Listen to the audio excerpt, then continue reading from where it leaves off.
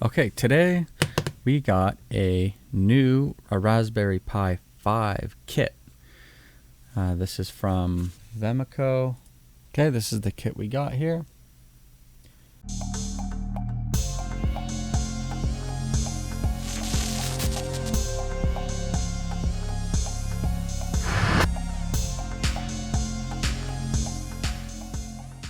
So let's open it up. We got this on Amazon. I think it was about $200. That includes the Raspberry Pi 5 and a case and a whole bunch of additional things. So let's take a look. We got a small fan. We have a pretty decent, good quality HDMI cable to mini HDMI. We got, it looks like another so we got two HDMI to mini HDMI and maybe micro HDMI. Both the same. No, they're both the same. Okay, we get a small screwdriver. We get a dedicated USB-C. So I guess this is Rastec. Sorry, it's a 5.1 volt and 5 amp or a 9 volt 3 amp. And it actually goes up even higher than that as well. So 12 volt and 2.25 amp. So this is a decent power brick. It's got some USB-C specs here for the power. And it looks like it's going to be about 25 watts or so. It says here 27 watt max. Okay, so perfect. We get a USB key. I believe this one was 32 gig. Let me take a look at what it's supposed to come with, but pretty basic. I don't think this is going to be anything spectacular. Got some heat sinks. Looks like they're copper. Not sure if they actually are copper or not, but these will be good for overclocking the Raspberry Pi 5 or doing some intense work. We get a case.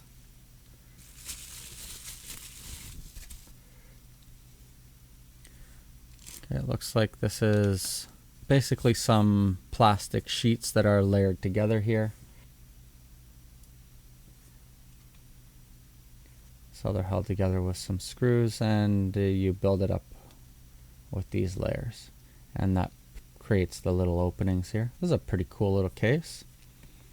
Semi-transparent here and transparent on the sides. It's got a cool smoke look. I wonder if this, yeah, it does peel off. So we can peel this off and this will probably be fully clear, but we'll wait till we get some of these screws out. And this also comes with a small button that's going to get installed with your Raspberry Pi 5. Okay, and then the Pi 5 itself.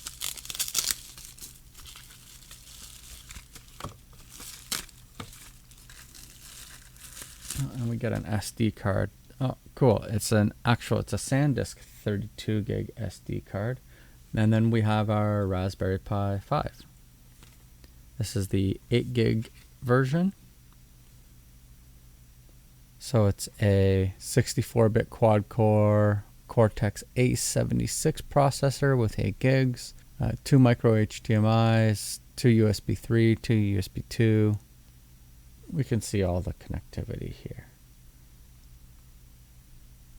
So we'll get a list of that on the screen. So we're gonna try and make a nice project out of this. We'll set it all up. So let's get all of this assembled. We'll use our little screwdriver that it came with, and we'll get it in there and we'll see how it looks. So first things, let's just open this up. There it is. We'll try this without the manual. First, we're going to get all this put together. So let's take a look here. We'll see if our screwdriver works okay. And yeah, for this, it works fine. I'm probably actually just better off going this way. These aren't too tight, so they come off pretty good. And this should just come off in layers. Let's give this a peel. Beautiful. The other side, it also has one, I think. There we go.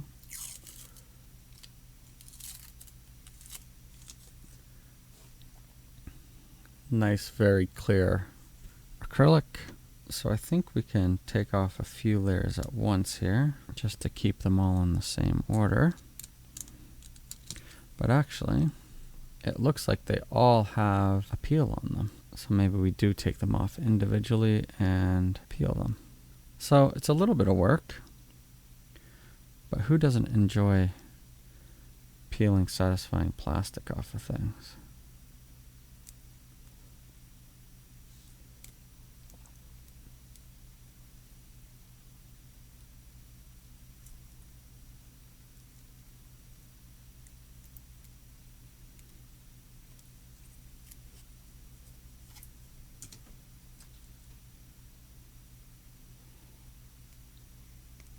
So I'm sure if you're not a fan of doing peeling, which is strange, I'm sure you could just leave it on.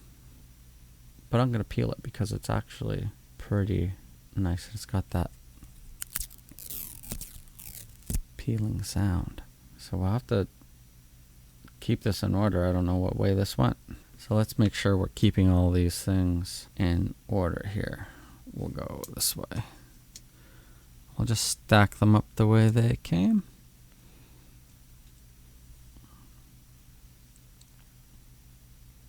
The plastic doesn't seem too flimsy. It's just right. I'm not too afraid of it breaking or anything like that here. Seems pretty sturdy.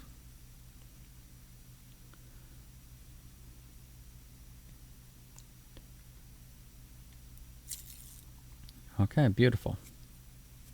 And we'll leave that there. What we'll do before we put the pie in there, let's get these heat sinks on. So I don't see any instructions for the heat sink, so I'm going to assume it should be pretty straightforward, and the heat sinks should match what they go on. So I'm going to assume that's for that guy. The long one is for the long one here. That looks about right. The square one's for the square one, and the little itty bitty one here is for this. No, it's not for that, I don't think. It's for this one right here. Okay, that looks about right.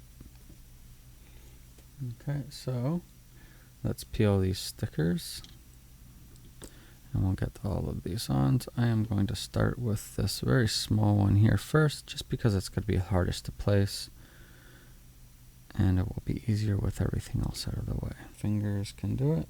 Yep.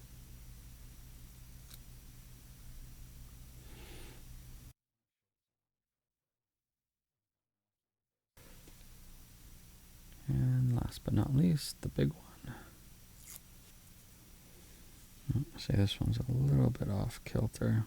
You get a little bit of adjustability here if we force it. Okay, not too bad. Pretty straightforward, pretty easy. And now we should be able to put this into the case.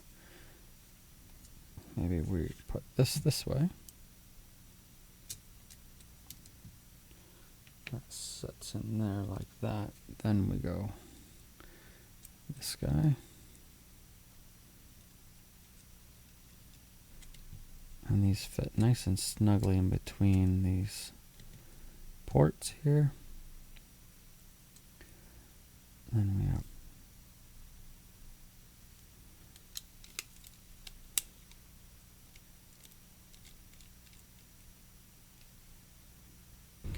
and we forgot our fan, of course. So we can probably just put that in on the top here on the inside. So let's do that. So we'll undo these screws. Assemble it. I'll try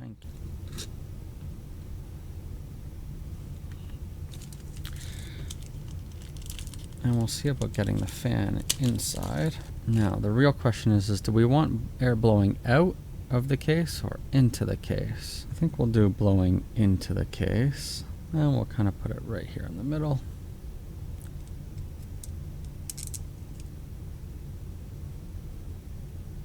Okay, so we've gotten almost all of the screws in here. Let's finish up the last one.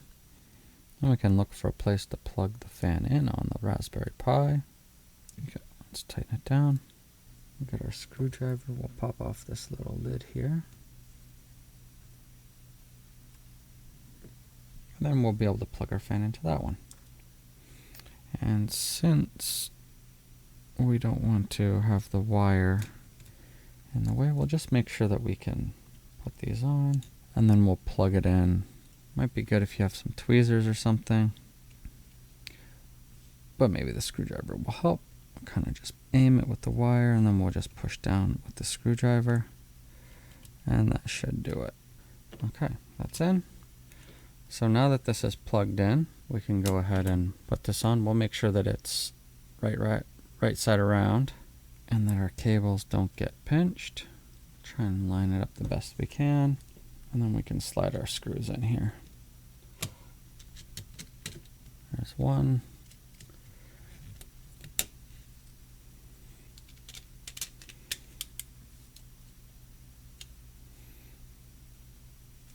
Okay, then we'll tighten it down a little bit just to get everything nice and secure and snug.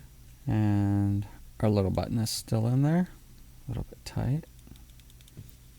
And then these wires are sticking out a little bit for the fan. We'll just tuck those in. I don't have a hat for that connection, so I won't be using it right now. So these will be fine in here just like this. There we go, nice and tucked away. And that's a decently solid unit. So let's get our 32 gig SD card here. It's actually a SanDisk card, which is pretty good. We have here is a 32 gig U1 card. So nothing super fast, just a standard low cost SD card.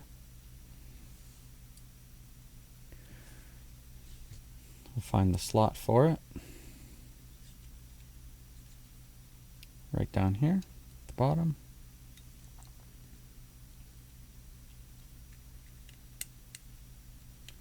Slide that in. It's decently protected by this case. It's not going to get smashed or banged unless something falls directly in this little opening.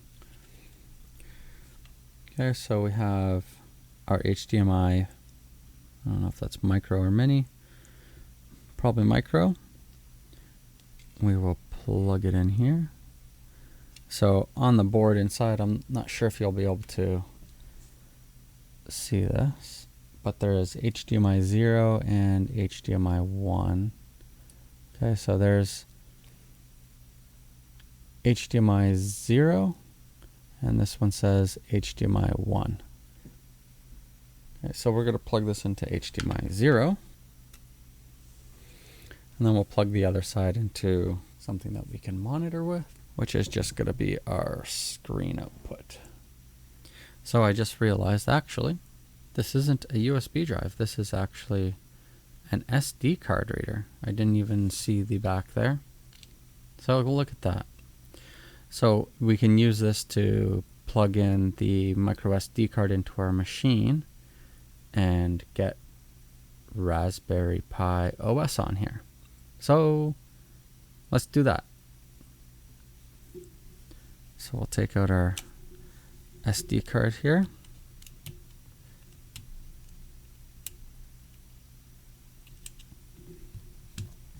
We can plug it into the back of this. Then we can plug this into the machine.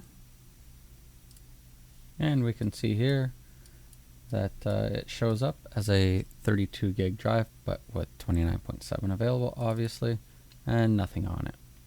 So let's go ahead and download our Raspberry Pi OS.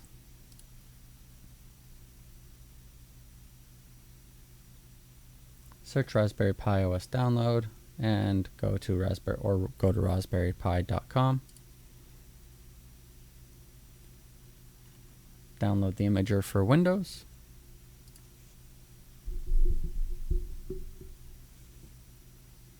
Or run the installer. And we'll get this guy here. So we'll choose our device. we're going to choose our Raspberry Pi 5, the OS. We'll choose a 64-bit because we have the 64-bit. We're going to go with the full size here. Our storage is going to be the 32 gig USB device, which should be drive H, it appears. And it is. So drive H, that's what we chose here, drive H. Go next. So we'll edit the settings. So we can set our host name. We can connect to a Wi-Fi. So my Wi-Fi is already set because we've done this before in a previous setup with the Raspberry Pi 0. So we'll leave all of this as is. You're going to fill out yours differently with your SSID. Make sure you put in the proper password and the correct SSID with uppercase, lowercase, all that. The administrator password and the username that you want, and you can move forward. We're going to enable SSH, yes, and eject media when finished. Perfect. Save. We would like to apply the customization. Yes, we would like to apply the customization. And we're going to erase everything there because there's nothing there right now. So we'll wait for that to go.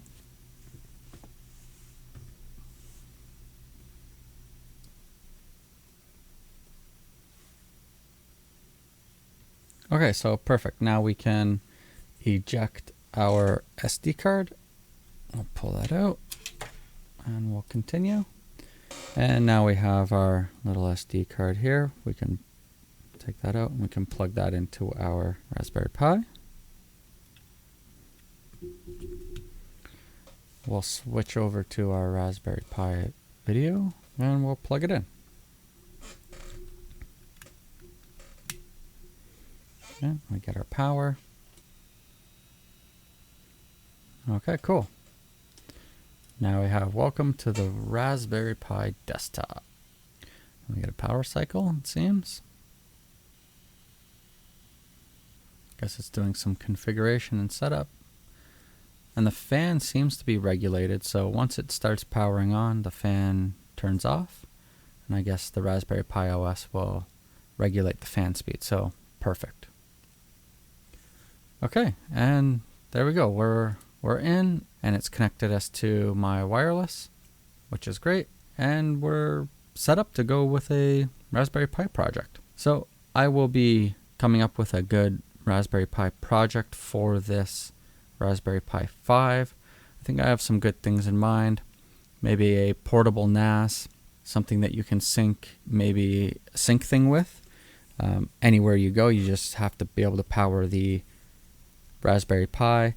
So if you don't have a lot of storage on your phone, or you can't plug in an SD card like on an iPhone or a newer model of Samsung, you could maybe have this maybe in your car or something like that whenever you get to your car or to your house, or even if it's just battery powered and maybe you're at an event or something, you can plug this in for a few hours at a time and transfer all your data from your phone automatically to this device. And you can free up space on your phone. So that's one of the ideas. I was thinking of doing that with the Pi 0, which is a much smaller, much lower power device. So we'll just see which one is more fitting for that application, and we'll make that project. So overall, is this thing worth the amount that I paid for it? I believe I paid just over $200 Canadian for it. I did look at other competitors.